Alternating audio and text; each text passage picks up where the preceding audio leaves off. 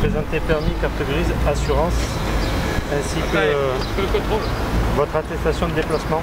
Lundi, on va avoir une situation inédite dans le pays.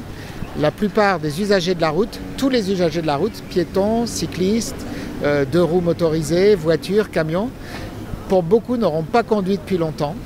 Et dans un panorama probablement modifié parce que beaucoup ne voudront pas reprendre les transports en commun. Donc des nouveaux modes pour les gens, peut-être on va penser aux trottinettes électriques, les gens vont se mettre ou remettre au vélo.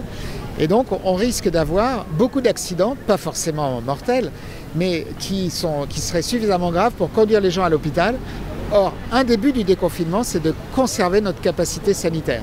Voilà. Et donc, ce que font aussi les policiers qui font le contrôle aujourd'hui, c'est de rappeler à chacun d'être prudent. Je pense qu'on a quelques jours de reprise qui vont être très durs. Et d'ailleurs, c'est le sens de la campagne lancée par la sécurité routière sur le sujet, avec des grands témoins qui rappellent cela aussi. On fait une action de contrôle d'attestation puisque le confinement est encore en vigueur jusqu'à dimanche soir. On accompagne ce contrôle d'un message de prévention puisque les gens, pour certains, n'ont pas pris le volant depuis le 15 mars.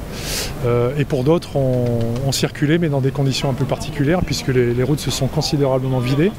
Donc à partir de lundi, ils vont être plongés, si je peux dire comme ça, dans un climat...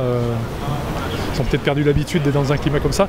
Il va falloir qu'ils se réinsèrent dans un flot de circulation, mélangeant les piétons, qui sont des personnes particulièrement vulnérables, les vélos, les trottinettes électriques, puisque la saison le permet, mais aussi les bus, les camions, les deux roues, petites et grosses cylindres.